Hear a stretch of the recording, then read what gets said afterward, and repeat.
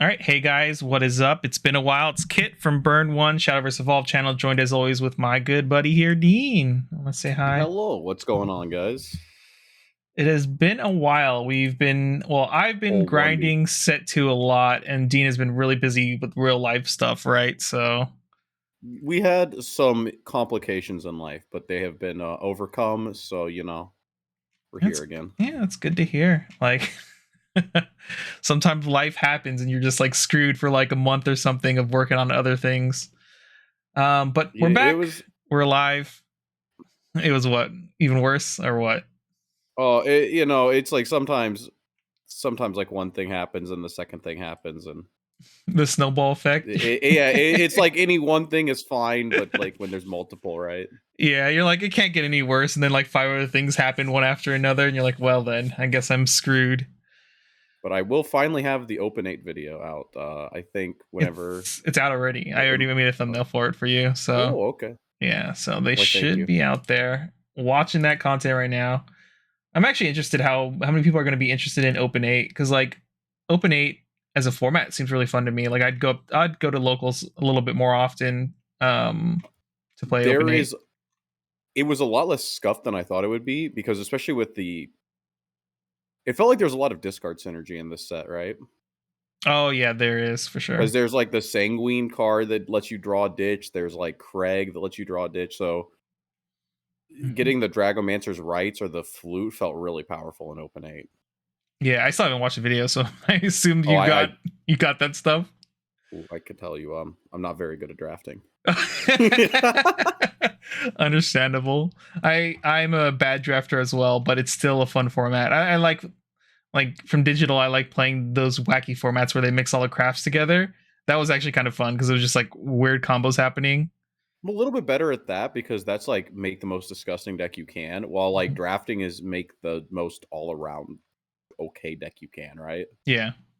Yeah. All right. Yeah. Besides that, yep, we're back doing the on evolve again. I think this is is this episode 10? Now I gotta check. It's been so long. It's important to get Oh, the numbers it right. is episode 10. Damn, we've made it to the double digits. Congratulations to us. Um, but yeah, I mean, even though it's been a little while, I don't know how much we actually have to talk about here, but I mean, we'll do the first thing here I have is this coming Thursday, October 19th, Bushiroad is doing announcements for all their games. And I assume this is like in conjunction with side games, basically.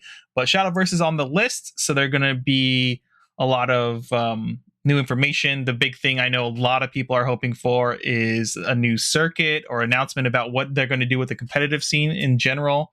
I'm looking really forward to those announcements because, like a lot of you, I love grinding in whatever game I'm like throwing my all in, and right now it's Shadowverse. Part of me is like, if the circuit isn't there and like worth competing in, like I'll still play Shadowverse a lot and do content and enjoy the game because this game is a lot of fun. But I'll definitely not be like try harding as hard as I want to be for like a competitive game, right? I don't know how you feel, Dean, about that. Oh, see, the second that Chicago was over, it felt like a great weight was lifted off my shoulders. Yeah. Because now I can, instead of, like, oh man, I have to like play this iteration of like whatever I think is good and just keep playing against like 2 to 3 decks that I think are relevant. I've been getting to kind of be a little bit more freeform with the set 2. Like I'm willing to go pretty deep into the tank and make To some find make the some like truly horrendous decks. of course, of course. I mean, that's always a lot of fun too. Like in a lot of testing too, like I'll just like build decks that I know that are somewhat bad, but like the idea sounds really fun.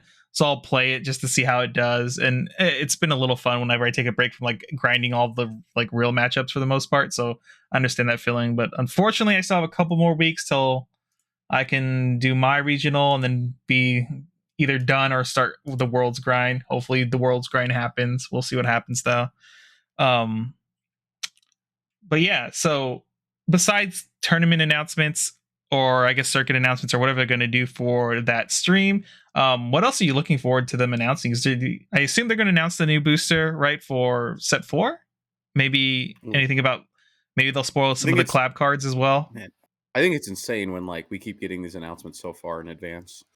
Um, it feels like you don't even get like time to build a pipe when you're like announcing 8 months in advance.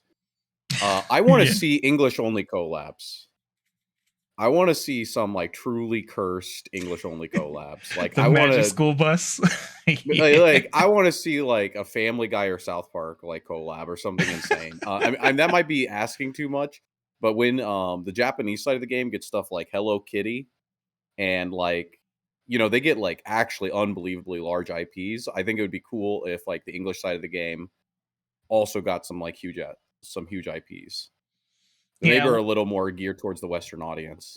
Yeah, well, I mean, they're already willing to like change up some of the collab stuff that they did for VTubers, right? So we have like the Niji Sanji VTuber taking the spot of one of the Hololive VTubers that was like the collab in Japan. So it'll be interesting if they end up doing any different collaborations. But like, I I mean, I mean, guess that's the president's there. What's the word? Precedent. precedence. Yeah, yeah, But that word is there that they're willing to try different things. So maybe we'll get some kind of Western collaboration. so like here's what's insane. Like when I actually say that, and like there is a chance for it, right? Hmm. Is that they're partnered with Bushiroad, right? I mean, Bushiroad at least prints the cards, and they're part of the connection for the game, right? Yeah, Think about what Weiss. I mean, like I know that's like not this, but like think about what Weiss has been getting in like English, where we got Avatar: The Last Airbender. We've been getting like absolutely insane IPs as far yeah. as like Western outreach. What if instead of the Code Geass set, like Bandai owns that, right? Hmm. I think. So like, what if it's like, okay, well, Bandai's holding up the Code Geass, or maybe Code Geass is a little bit older. What if we want to reach out and use our, I don't know, our connections with Nickelodeon now? We get a SpongeBob like leader, Oh, like what dude, the I want a Patrick possibilities, leader. the possibilities. I mean, like it's very fringe, and it probably won't happen, but I think it would be cool. It Listen up, definitely side would. games. It would be so cool. I don't want. I mean, Side Games has. I think one potential is that they might do here and not do in Japan, possibly. Um, is Guilty Gear, because Weiss recently got a Guilty Gear set announced a little while ago, and it's supposed to. I think it comes out in December, right? I don't remember. Well, And Side I Games don't. did Guilty Gear, right, as a collab Did on they? the digital game. I It's thought they Street Fighter. did. I thought they also did Guilty Gear. I thought I saw. No, Well, whatever. I want Guilty Gear. Screw Street Fighter. no. M Bison is cool. And Bison is good. I thought. Why did I think they did Guilty Gear? For some reason, I thought they did at one point. Is it because they're Street Fighter? Maybe I don't know. But I play Street Fighter and Guilty Gear. Whatever. Either way, like I would like something cool like that, because I mean, Bushiroad is like doing the production for all of Shadowverse Evolve. So hopefully, like they have the ability to like dig into Bushiroad's IP also, because Bushiroad has a lot of different IPs as well. Like they could like borrow from. But already, so this is like something that I've noticed, like at least with Bushiroad has a lot of games, right? If you don't Mm-hmm. know, Rebirth for You, they have so Bushiroad has like Vanguard, Rebirth for You, Weiss Schwartz, and they print Shadowverse Evolved. They don't actually do much in the terms of like card design or anything. Um, there's a big problem where like if you play Weiss, like Rebirth for You and this what was the other one? Vanguard. Sometimes they have the same collabs, and Mm-hmm. I don't want it to be like, we get Uma, Weiss Schwartz says Uma. We get Cinderella Girls, Weiss Schwartz says Cinderella Girls. Like I don't want our collabs to Yeah, you like want a little bit more overlap. unique. Yeah. Yeah. I wanted to be like, hey, come play our game. We have the Sandy Cheeks leader for Swordcraft. Like right? Or it should be Rune. Yeah. No, Patrick should be Rune. I want Patrick to be Rune. Uh, Ooh. let's see. He's dragon. I could see it. Wait, what would Squidward be then? Ooh, good I've, question. He would Forest maybe? Maybe I could see SpongeBob being a Runecraft leader, because there's an episode where he's in like that wizard outfit. Oh, okay.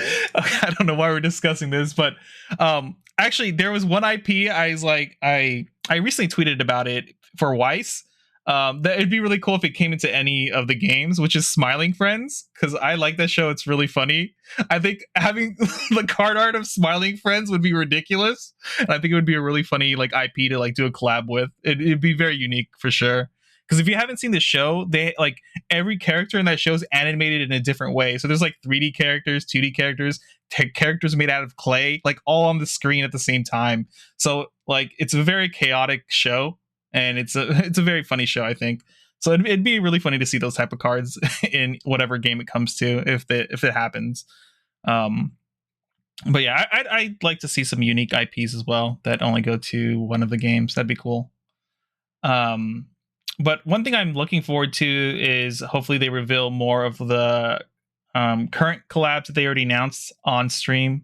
And also, one thing we've been talking about on Discord a bit is whether or not they are going to decide to limit Shenlong for worlds or not, because Ooh. we talked about it a little bit because we started doing worlds testing since people in our group have invites to worlds, and so like we're helping like Ryan out a little bit, especially since after the last couple regionals we'll probably start focusing a lot on like helping Ryan and whoever else qualifies for worlds. um we're talking a lot about like actually, with the restriction on Uma, like we've built the Uma deck with the restrictions and like started testing it, but we're also saying like, man, with these restrictions, does that mean Dragon becomes the best deck in the format by like a long shot now? Because a lot of this is secondhand information given to us and some other people who played during that meta. But it seems like Uma Musume kept all the aggro and like aggressive decks out of the format, and then that way Dragon was able to still play its game plan because it was a little slower than everyone else on how it finishes the game. So the format became like a 2-deck format where it was either Dragon or Uma. That's what you were playing, right? And if you played some other wacky stuff, you probably got knocked out by Uma. So we're wondering if like Uma gets like, gets that hit. It's not as good, but it's still strong enough to like maybe keep out the aggro decks from showing around, and it's still like in a number amount that like it just outs all the aggro decks. Does that mean Dragon suddenly becomes like the broken deck for the format? Because we've played some games with Dragon on Untap or whatever, and some of the cards are so silly and ridiculous when they pop off. So I'm wondering if they're going to do anything for that. Are you talking about like Uma Dragon cards that they get? Just like the Uma decks or the Dragon deck during the Uma meta, like they what's that one card? It's like it's basically another Forte that's just as busted. The one that scales up, right? Yeah, where you can you discard to make it get storm, but on attack it also deals 3 damage to everything on board, and you discard. You can keep feeding it. Yeah, you feed it up to 3 times to make it. I think up to like an 8 something or maybe even higher. I forget. You make it massive, yeah. Yeah. I mean, it just makes it like ups the consistency of the deck, which is like good. But this one you can interact with, unlike the Forte. Yeah, it does have a somewhat big butt, especially if you start feeding it. It gets more and more of health. So like sometimes it can out. You can play around certain outs to it because they can only deal damage instead of like using execution or banishing it away. But yeah, it's still, at least you can interact with this card unlike Forte. So yeah, that's been a discussion we've been talking about. I haven't tested, but like if Uma is like knocked down, doesn't that just give other decks like more room to breathe? That's what I was saying too, but we haven't really like gone into the Are you ready? Into the lab yet? So what? Westerners won't play Uma because they're not weebs. Possibly. That's my call. That's my call. I know. Actually, I'm excited for Uma, so I'll be buying. I've only seen one season, but I'll still be an Uma believer for a bit. Yeah, I haven't tested like extensively. None of us have. Honestly, we just started like looking at it a little bit more and considering it. So it was a question that came up. So I'm really interested if anything like that's going to be announced on the stream, because they've basically announced that even though set 3 will be out at the time, Worlds will not have set 3 involved in it. It'll just be the Uma meta stuff, it seems like. So that's nice. Yeah, so we kind of know what the meta and everything, or what to anticipate going into Worlds. And honestly, like as much as I want to see a set 3 at Worlds, like literally it coming out, like I think it comes out like maybe a week or less, maybe even like a couple days before Worlds. Like having players having to scramble for cards like that, like a few days before Worlds is probably like impossibly hard. So some people might get like an extra advantage by accident, or not by accident, but like they're able to find the cards before they go to Japan or whatever. And then now this guy with set 3 cards is like showing up and beating up all the people who weren't able to find those cards, Yeah. Definitely don't want something like that. It also gives like, some more developed meta. It's not like, oh no, you don't have to just like completely skip Uma like right to prepare for Worlds.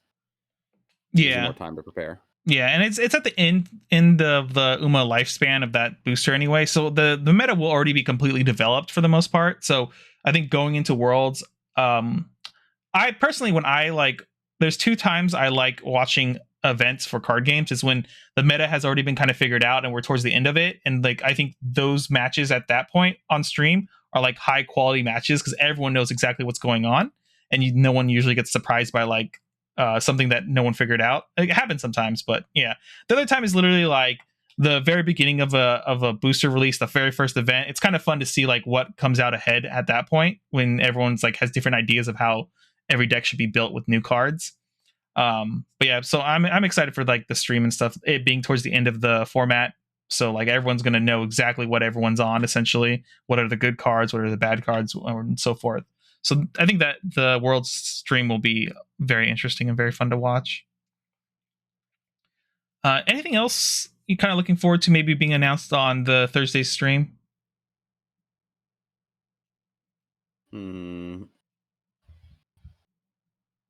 Not really. I mean, that's kind of it, right? It's Yeah. future collabs and maybe some information about the spring or any tournaments we can get going. So Yeah, a big thing I think for the community is definitely the competitive scene. See how it's going to develop in the future. I guess last thing to note is I do plan to do like a watch party on YouTube here. So I probably sometime tomorrow or whatever the like notification thing will pop up. So if you guys are interested in watching it with a bunch of people and like live reactions and everything like that, make sure to follow it's like a notification button that'll pop up. It'll be in your feed. And you can watch it with us. I'll have a couple other people on stream. I think Dean won't be here, oh, dude, I unfortunately. gotta, the homies, they come over every Thursday. We watch anime, so Yep, understandable. it's the only time actually, that's not true. I also watch anime other days of the week, but mostly on Thursdays. So Yeah, bad day for so me. unfortunately, Dean won't be here unless like something happens and he can make it. Other Yeah, than you have that, to hope that my friends die. yeah, all of them get heart attacks and car accidents. then I'm free. But yeah, otherwise, I mean, depending how late into the stream it comes, maybe Dean can make it. We'll see what happens. But we're gonna have a lot of fun here, so join us if you feel like it. But yeah, with that, I mean, it's been a while, Dean. You want to talk about our locals? What have we been doing locally? I guess you want to go first. Okay, so set 2 drops, and I'm like looking at cards. I look at the Aegis pile, and I go, man, Aegis mirror matches. That's a little stinky, right? You drop the Aegis first, you lose. You drop it second, you win. Kind of stinky. Played a deck out. Time scum. I'm not feeling. I don't want to. I don't want to bring that to locals. I'm looking at cards and go, holy shit, dude. Seraph makes 2 cards cost 0. What if I put Skullfane in this deck? And then I look at Skullfane and Chorus of Prayers, and I'm like, holy shit, dude, this deck can do like 30 damage. So that was my first run at that deck. I brought it to locals and imploded twice. But it went off once. So maybe there might be something there. I'm really excited. Like I said, format doesn't really matter to me. So figuring out Skullfane like OTK. Honestly, it's pretty good in the mirror as long as they don't play Erd, because you do like out of hand like close to 30 damage. Oh dang, yeah. So yeah, it's pretty funny if you can figure out how to just make sure they're like 30 or less health, and if you can resolve the Seraph first, it's you just like blah and they die. It's actually insane. That's pretty funny, actually. Oh yeah, dude. What's the highest I've hit with it? So far, I think the highest I've hit is 28. I have actually out of hand 28 damage. That's with ridiculous. Double Skullfane. So yeah, and that's like pretty consistent too. It's like very rare. Like a low roll is like 18 damage with the deck. So yeah, just finding the glue in between, and then like how do we make this like consistent? Mm-hmm. and also you still lose to Erd. So you hope your opponent's not on those cards. Which I haven't seen anybody in my locals playing it, but I don't know if other people are on Erd in your area or not. My area, I've maybe seen Erd once. I know in our I testing imagine group we had a couple people on Erd still, so I'm not exactly sure. I imagine if you're being a terrorist with this deck, that you will actually like people start putting the Erd back in because it's it's kind of telegraphed. Yeah. Uh, but yeah, that's been the main thing. And then I brought like 15 1-drop sword with triple Pompous, triple Gunner. It was just pretty much like it was Leonidas, but with like a lot more aggressive early curve. So hopefully they can't play around the Leonidas the entire game, because if they Mm-hmm. can, a lot of my cards, like, they replace themselves. Like I can go Gunner Maid Sarah, search out the Pompous. Pompous finds Bellringer. It's like everything I do is like plussing hand in some way for like quite a while. So despite the fact I choose to go first, I have a 7-card hand on like turn 6 after playing a card down every turn. Mm-hmm. Benefits of Sword. So yeah, that deck was like pretty fun. I don't know if that's the best list. It's like really hard for me to say because like I haven't like really put a deck through the ringer yet. Not really looking to do that at the moment, but did manage to get first. Pulled an Orisa leader. Was very happy about that. It was Nice, another nice. leader down. Can replace Arya because Arya is not the best. But yeah, that's it. That was my 2 locals since we left. What about you, Kit? What have you been brewing? A lot of Haven, right? Yeah, I did. So I did a lot of Haven in the beginning because about a week or two before. I don't know if I said this last time. I did a lot of testing, especially with Prescia, who's a friend here in SoCal, and we just like went through the ringer of like copy paste all these different decks from like GPs and stuff like that, just to get a feel of how they play, how it is playing into them, things like that. And then I ended up settling on Haven because I don't know what it is. Like other people have played this deck, they hate the deck. It's a very boring deck to play for some people, and it's not fun. There's almost like no real you don't really do a lot, honestly. You just sit there and wait till you can set up a turn to like kind of OTK your opponent or put them in the checkmate position, right? And I've had a lot of fun with that deck, and I've had a lot of success with it. So I've been continuing to play that deck since. And then also Prescia got on Discard Dragon. He likes it a lot. I played Discard Dragon for a bit, and I had like the roller coaster experience with that deck where there was like really good highs and horrible lows, and I was like, I don't want to touch this deck again because like, yeah, the low. It's really weird because like, if I like low roll in other decks, I can accept that, but for some reason in Dragoncraft, when I low roll with Discard Dragon, I literally want to like end my life right then and there because I'm like, and I'm tilted for the rest of the event because of like how dumb the low roll was. But for some reason, every other deck I've played, when I hit like the really bad low rolls, I'm just like, whatever. That's card games for you. But Discard Dragon it just feels different to me for some reason. So it upsets me a lot more when I low roll. So I kind of stopped playing that deck completely. I do like obviously know it's a very strong deck. But I've been able to play a lot of locals because I was very excited to start playing into the field to see what other people are doing. I with Haven, I've gone on like a terrorist spree essentially with Haven. I've won, what is it? I think I've won two locals. Yeah, I won. No, wait, is it 2? It might be 3. I forget the number. 2 or 3 locals. With Haven, 1 championship I got first already, and then the next one I got second at, which was really funny because the person I beat in the finals for the first championship I won, I ended up playing him at the next championship because it was the very next day, and I asked if he could come there because I needed to make a trade with cards with him because he wanted one of my leaders, and then I wanted some other stuff from him. So I asked if he would show up to either there or like another locals that I'll go to, and then we made a trade there. And then I ended up playing him in the finals again for that that championship, and he specifically made some changes because he asked me for advice after he lost about like how he should play the matchup and stuff, and I told him like these are probably your options. Like personally, I don't know. I think this matchup is really hard for you as Sword if you can't like end the game sooner, because once Aegis comes down, you've kind of been locked out of the game. It's very hard for you to win at that point. And so the next championship came.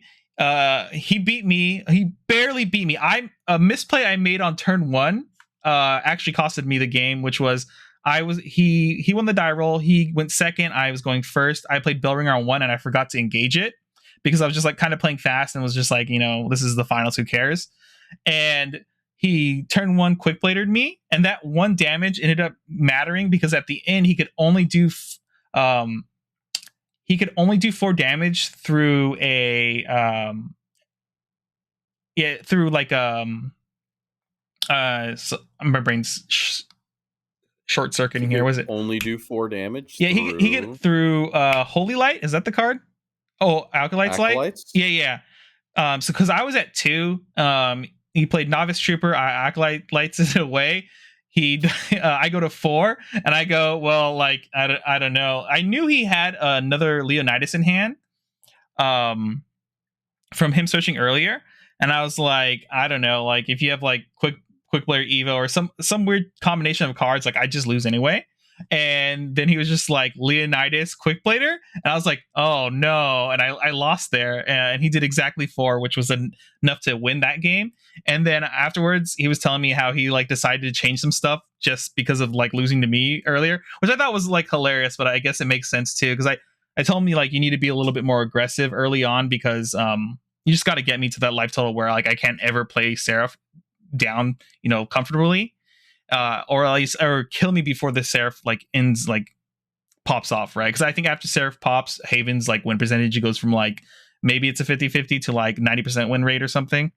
So that happened. He ended up like, I think he decided like to do some wacky stuff, like play 3 Alberts so he could just like storm people down, and like it came up and I was like, oh no, I'm dead.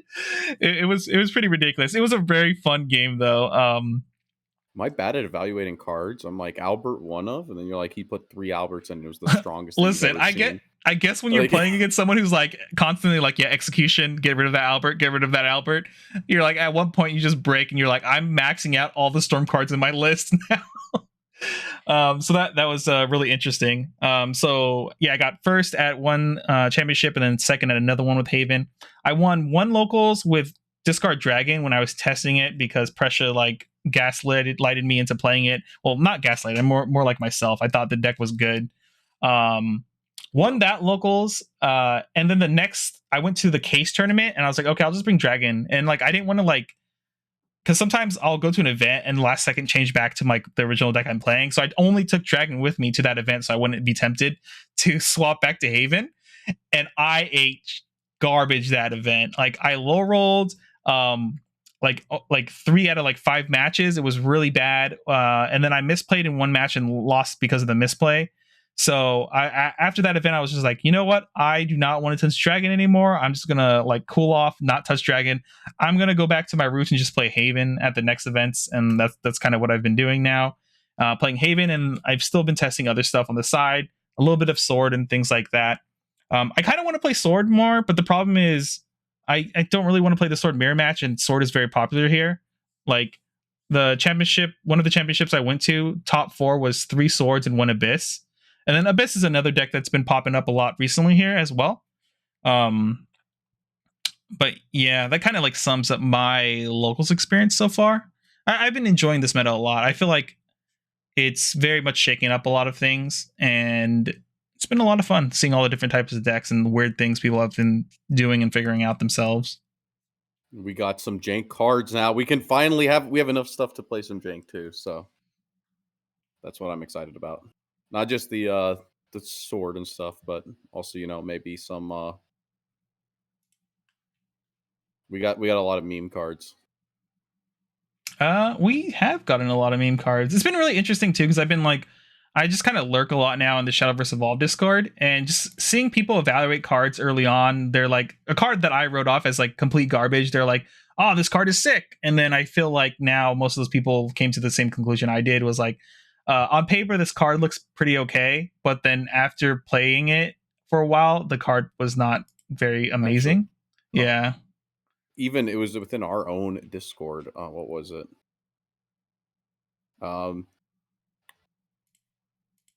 trying to see the guy.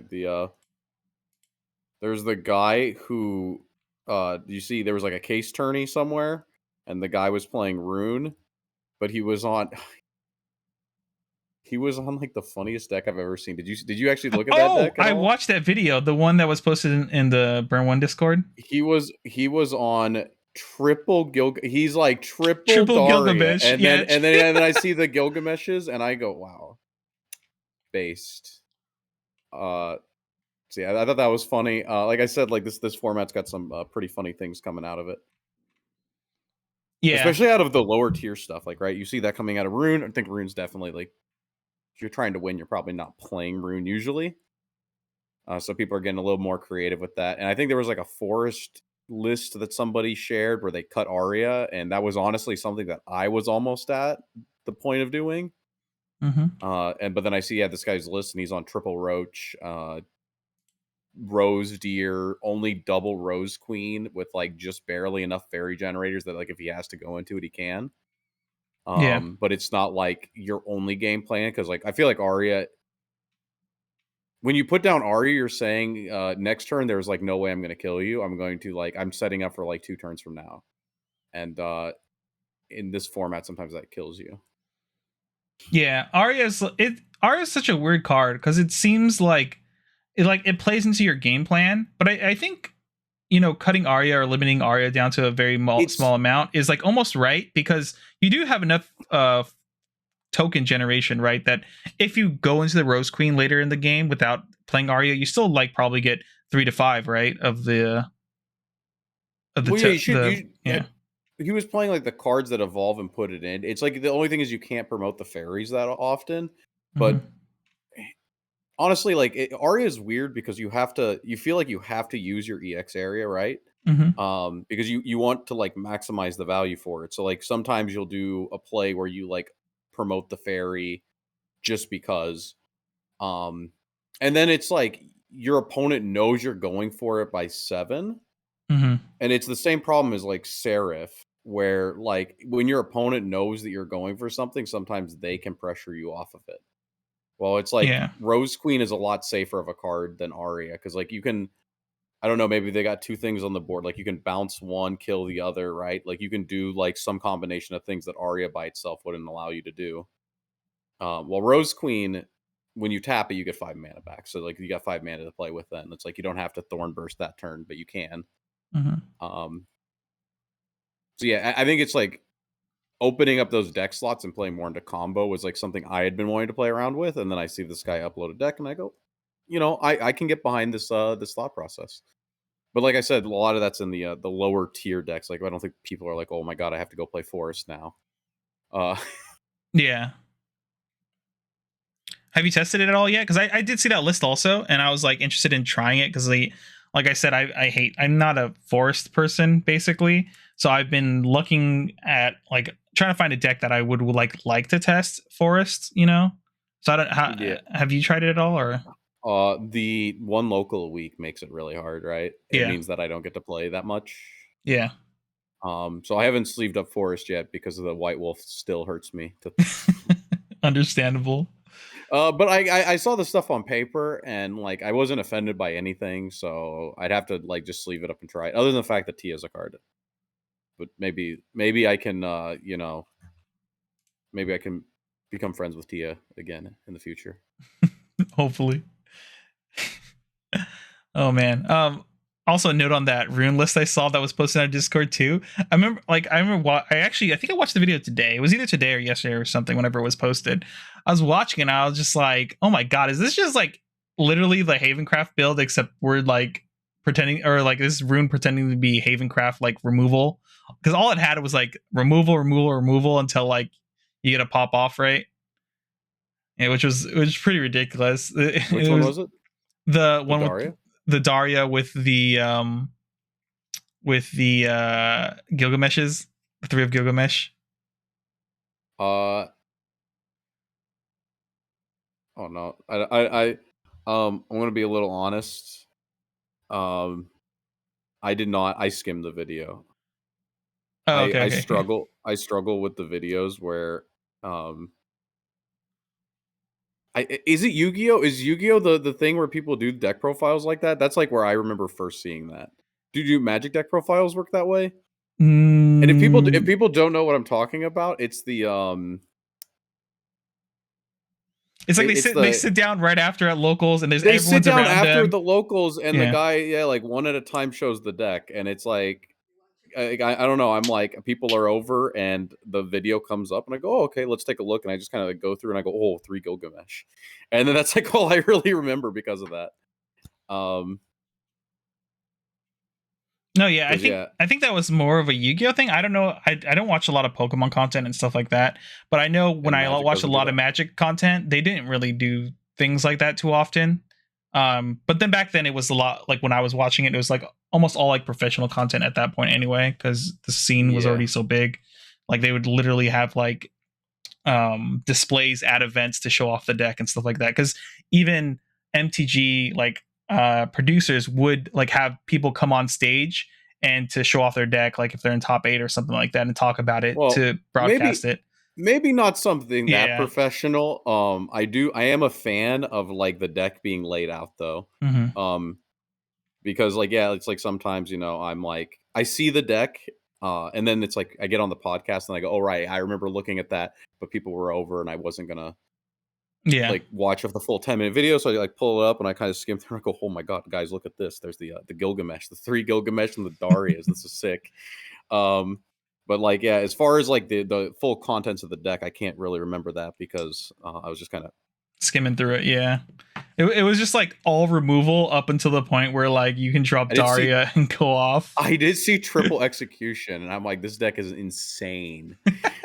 That's all. That's all I remember. I remember seeing triple execution, triple Daria, triple Gilgamesh, and going, he's cooking. He's cooking something. Yeah. Was there D shift in there? No, they played no D shift. Don't worry, guys. I got you. I Gonna got slam some. the I one got of some D spice. shift. Oh man. No, see what I'm gonna do. There will be a video. There will be a video for this. I am gonna get it to work. We're pretty far in. I don't think anyone's actually watched. Metrics say I don't know how many people we're going to be this deep in, but we might have to rig this game on for camera. This guy. Oh man. Well, once you guys see it, you'll know. I've been wanting to play triple Daria with like no Merlin, no cards that can shuffle your deck, and then use sorcery caches to hopefully store a D shift on the bottom 6. So you can get to the last 6 cards of your deck, guarantee Daria flip the D shift at the end of the game. Mm-hmm. No, sorry, I was looking at something else too, but no, I know what you. yeah. Because we talked I'm like about this. wondering. I've been thinking like, how do you get through 40 cards as fast as possible? 36 actually. You start off with 4 in your hand, and Yeah. it's how do I get through the deck fast enough to where I don't die, or like how much removal do I have to put into Rune? So I'm wanting to, like I said, guys, I'm in the kitchen, and it may come out some like absolute burnt rocks, but we're trying. We'll see. I'll let you cook a little longer and see what happens. All right, I think that kind of wraps up our local stuff, right? And all that. I just want to do this shout out to this was shared in our Discord. So dexander.blog. So DEXANDER.blog. It is a website. I'm not familiar with this website at all, but I guess it was a Vanguard. It's like a Vanguard like meta hub, and whoever runs it, they decided to now include Shadowverse meta in there. So if you've been looking for a Japanese list and an easy place that has it sorted and everything for you to look at, check them out because they have all the JP lists that were like posted on Twitter sorted by like when the boosters came out. You do have to be a little careful though, because I did notice like in DP2 they had some list mixed in there that had Uma in it because they were like it was like early on when Uma came out, and so like there's a couple lists in there that you can clearly tell like these are Uma lists. I don't know why they're here, so just be careful about that. Make sure you don't like try to start building a deck and then you're like, oh wait, this card doesn't exist yet. But it is a sorry. What was the website again? Or where did you see Dexander.blog. Here, I'll link it to you. I'm going to include it in a link in the video itself as well. so people I can just kind found of it. click on it. Yeah, and yeah, they just have like decks sorted by when they were relevant during the meta and so forth. So, and it's sorted nicely. So if you want to find dragon, you just click on BP2, and then it lists dragon. You click on the dragon, and then it has all the dragon lists there. And it's sorted somewhat in like what type of deck it is, though I'm not sold on every version of like why they're calling specific decks this deck, but it's an easy resource to find things, especially if you don't speak or read any Japanese. I know it gets like really hard to find Japanese resources, but this is an easy Especially the way. gold decks, Yeah, right? especially early on is really hard. So figured I'd give them a shout out on here so people can find that and level up their game and so Oh, forth. I do like this. All right, Dean, you know what time it is? Oh, everybody's favorite segment. I'm assuming. Absolutely. So it's guess that flavor text, 100% original. We did not steal this from Uncommon Energy podcast at all. Which now you've seen. Yeah, I've actually started watching a couple of their podcasts. They're pretty good. But basically, each week we take turns asking back and forth. We read a flavor text from the digital game that is a card that exists in the current format for English. So now we're up to Reign of Bahamut card. So any card in that booster can be included in Guess That Flavor Text. And then we have 3 lifelines. I believe the first one is what set it's from. Is that right? What digital set it's Yeah, from? what So, digital like, set it's yeah, from, what class. class, and what type of card, right?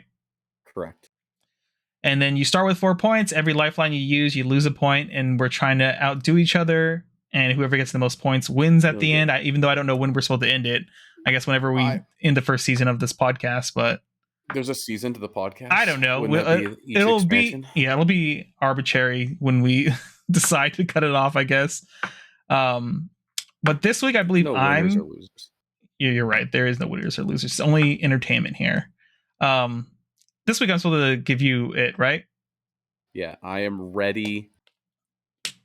I'm hoping, we got out of set 1. Set 1 was like a bunch of cards nobody's ever heard of. Let's be honest. True. Now we're in the future. All right, Dean, here we go. This is the one I got for you. So this is the quote. They're all bright and pretty like people's souls.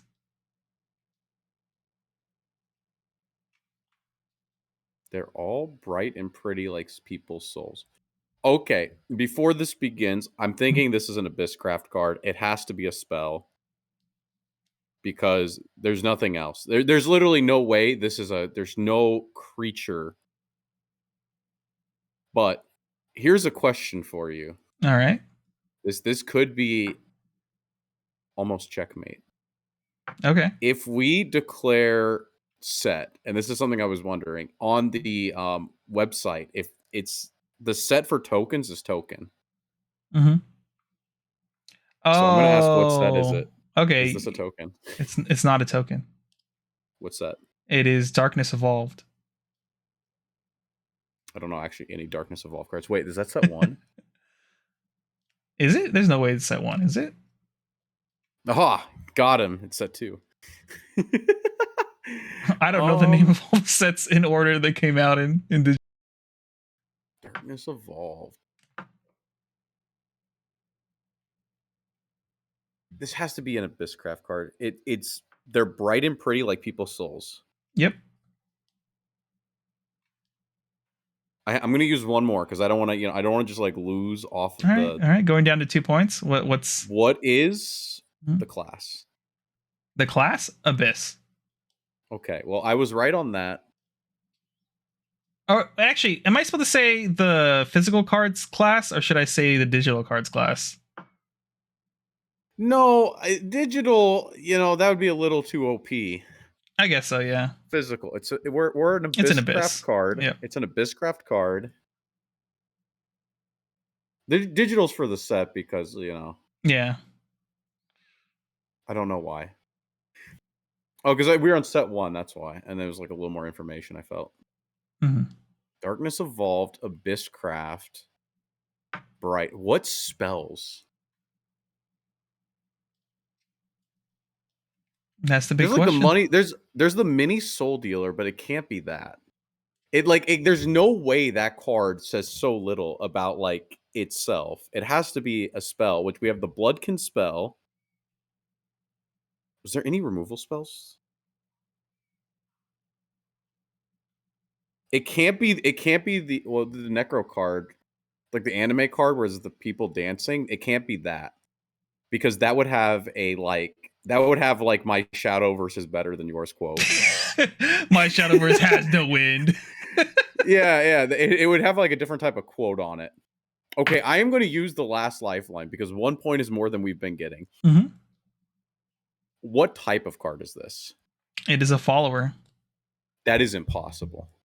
Well, it is actually impossible. Unless it's a follower that's not a token. Unless the site is lying to me, which I'd be really surprised. What do you mean? It has stats. It would have stats. It does have stats. They're bright like people's souls. Is that what you said it says? Yep. They're all bright and pretty like people's souls. Mini soul dealer or whatever. Mini soul devil. The 3/2 2-drop. Right, is that your final answer? Is that where you're locking in? That's my final. That's the only thing that says soul in it. All right, Dean. I hate to break it to you, but you finally broke the curse. You got it. Oh, thank God. Oh my God. So you're what is that? It's 5-4 now, right? Is that where we're at? No, it's 4-3. Oh, 4-3. Oh, it's that bad. Oh God. Oh, we've been struggling. Oh my God. Yeah, this is like the 10th week. Maybe we need to reevaluate how we do this. This is insane. It's a little rough, okay? It is really rough. That sounds like a spell. If I didn't know, I honestly could have guessed it was a follower because there's only 2 spells in set 2, right? I think so, yeah. There's one's the anime one, the other one's bat.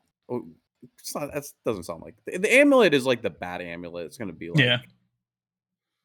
My bats have no wind. But what if making sure that wasn't classic should have been the big one for me because that could have been soul conversion.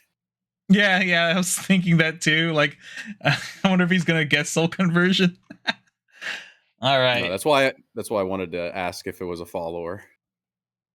Yep. All right. So with that out of the way, we can get into our final topic with Dean being the champion here.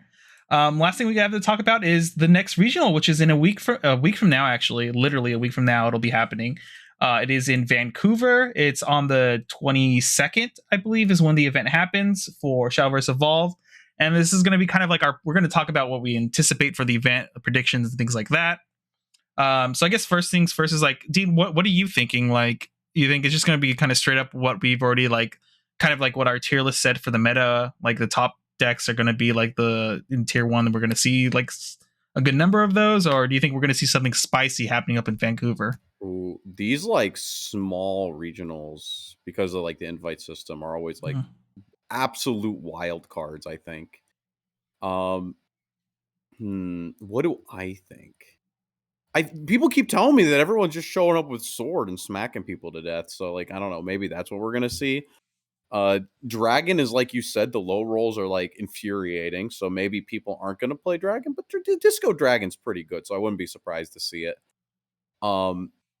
And Aegis Control, like you say, you enjoy the mirror match. I don't. That really is a lot of people be like a deciding factor. I feel like a lot of people seem down on Aegis for the most part. At least locally here, I've like almost no one is playing Haven at all now. It's like just like the small few that have been like loyal to Haven since set 1. Well, when I played Haven and against Haven, it felt like super easy playing Dragon into it. Specifically Dragon. Even like Dragon is like destroys Haven really bad. Because you just drop the Forte, smack them, and say, "Oh yeah, GG." Like right, you just never let them resolve the Seraph. You drop the Forte, you Evo it. They're off of the Aegis for a turn, and that's usually enough. Or not the Aegis, but you keep them off of the Seraph, and then the deck becomes like a lot more manageable. Oh, absolutely. Like the biggest issue is that uninteractable damage through the amulet and Forte is really rough for Haven to deal with because you have the body. Yeah, you don't have a lot of good healing, and also like you said, the way Dragon always pressures the board is like here's like a 5/6 Shenlong. Like if you don't remove it this turn and you decide to develop Seraph, like I could just Forte and Shenlong your face next turn, and that's a lot of damage right out the gate. So Yeah. it feels like an impossible matchup for Haven, which I think is like part of the reason why no one was playing Haven in Japan. Because even though Dragon didn't like perform like to win in an event, it did show up in a lot of And numbers. then even when I was playing like my deck, my like shitty sword deck that was just on a Mhm. bunch of 1-drops. I mean, it's not shitty. It's just like pretty standard Leonidas, right? Yeah. I feel like I didn't even need the Leonidas to win because I run so many 1-drops. I just go, here's like 4 dudes like every turn. And eventually it's like Haven has a lot of like tall removal, but not like wide removal Yeah. in like response to things. So if I'm going like 3 1-drops, Haven sometimes just like crumbles. Yeah, absolutely. They're just the sword matchup is like, even though I think Haven has like the slight favor in the sword matchup, the fact that sword can go wide over multiple turns very easily is like a very big problem for Haven to deal with. Yeah. And then the other problem is the mirror, right? So like if you're thinking Haven is going to be represented, like it's really weird, right? Mm-hmm. I feel like that's the deck that you don't want to be. You don't want to be in a room of people playing that deck in the mirror. I don't know. Maybe you do, but like I know I personally would not want to be like the Haven in a room full of Havens. I mean, Maybe you that's feel different. that's pretty reasonable. The mirror match is pretty what is it? How do I describe it? It's just really dumb dance of like who's going to develop Aegis first, what's going to happen. Sometimes you take really dumb risks, like just like, you know what, I'm going to slam Aegis on 8, and if they don't respond with Aegis, I probably won the game. It's just it's really dumb, and it's not a fun matchup at all. You literally go to almost deck out to like win that game. So yeah, I'm gonna say I expect a room full of swords and sword to win. Because it sounds like you sound like you're having a lot of sword, Jason. Malyuk sounds like he sees a lot of swords. I've been playing a little bit of sword. Everyone's playing sword. Deck's simple. It's got a bunch of storm damage. Leonidas slaps. So yeah, that's my guess. Yeah, I'm kind of anticipating that too. I think Sword has probably the highest chance of just taking Vancouver. I wouldn't be surprised though, because I kind of think Abyss is going to sneak in there and take it all. Because I still think Abyss is a very spooky deck to deal with. I don't know, maybe you don't agree, but I feel like a lot of times, a very good Abyss player can put on the pressure and get the wins against most of the Sword players. A skilled abyss can beat any sword. Yeah. Um, no, you don't appreciate that quote. Was it from the anime or something, or what? No, that's it's a skilled what is it? A skill who it was a Smash Bros quote. It was like a skilled Roy can beat any fox or something like that. I'm not familiar with like the Smash community at all. Oh, okay. Other than all the bad things that came out of it. It's like one of the worst characters in the game. A skilled one can beat Yeah. any top tiers basically. Yeah. I don't know. I think Abyss is like the wild card of the group, where like I think it could take it because of how low of a count of matches they have to sit through. And like they can sneak in the top 8 pretty easily, I think, and then top 8 they just needed like, high roll that goodness. Yep. Where the hell do you actually put this deck where now it has to sneak into top 8? On the tier list, you're this deck is insane, and next second it's got to sneak in. Is it a good deck or is it not? It is a good deck. I think it can go undefeated, but I also think it can take the losses and not care and still get into top 8, right? Because of how low the player count is. With Abyss, I'm like really torn because sometimes I play and I'm like, I got absolutely deleted. And other times I go, this is the worst deck I've ever like had to there are times that you play against it and you go, holy, this match is so free. And other times you're like dead on 4. And so like, is it actually a good class? Like you're saying they have to sneak in, and I'm a little torn now. I'm just saying they don't need to be consistent in Swiss. All they need to do is like win 2 rounds and they can get in. And It's then true. they break out the luck card in top 8 and always high roll all their opponents and kill them on turn 4. It's true. You just gotta save your luck. No, you can brick the first couple rounds because those don't matter. Those don't matter in an 18 man. Yeah, exactly. So it's gonna be interesting to see. But I think you might be right. Like Sword is probably gonna take it. I'm not familiar with the Vancouver meta at all, of like what people are playing over there. I already know some people from California who can't go to the California regional. They're actually flying to Vancouver, and I know a Ooh, couple of them are Sword players already. So we'll see what happens. I'm tell me, really dude. excited to see what the turnout is, because at the same time too, like seeing the turnout for Vancouver will probably affect all the other regionals moving forward on Meta 2. Maybe people will jump ship to different crafts or like copy deck lists from them that top at that event. So it'll be interesting to see like what happens from Vancouver. That's what I'm excited for. Is Sword the new dragon? I can't wait to have that profile picture. Oh man, it's interesting because I think North America is very heavily on Sword this meta. When I look at Japan, it like the stats overall, Dragon was higher than Sword. Actually, it was the Dragon was the most played, but it didn't win any regional, which was really interesting. I mean, that's a little bit. It might be like seeing ahead. It could also just be like tired of dragon. And Yeah, that too. like I said, I think that like you got to be a little special to like be wanting to play Haven. And then if you a lot of people want to play Haven, I feel like it becomes like the more people on Haven, I feel like the worse it is. Yeah, I kind of agree with that. It's also one of those things too. If for some reason, if like Haven has a crazy showing, like suddenly you just pivot to Dragon and you get a free win against Haven like 90% of the time. Like you can be like a bumbling idiot and still beat Haven because you're so favored in that matchup as Dragon, I feel like. But yeah, is there anything else we're predicting for Canada regional? You think Sword? So you think Sword's going to be the biggest share of the regional? I'm kind of in that boat personally. Oh, fan favorite. I think that's like really the only deciding factor there. A lot of people like Sword. It's not even that I think like Sword is the best deck. I think it's just like a fan favorite, and that like it sounds like a ton of people are playing it, and that's really what matters in a regional this small, right? Mm-hmm. Um, All if right. enough people bring it, it's going to top. What if if you had to pick one dark horse to like win it all that no one would see coming, what one do you think it would be? In current format? Yeah, in the current format for Vancouver. Okay, so that means there's only like 3 dark horse classes, right? Pretty much, yeah. Unless you're like doing something crazy like Elena Haven's gonna take it. Skullfane Haven, dude. It was This on the guy. podcast. They're gonna be like, it was on the podcast. It's time. 30 damage. And if somebody wins with Skullfane, I just want to say it right now, I will ship you a card.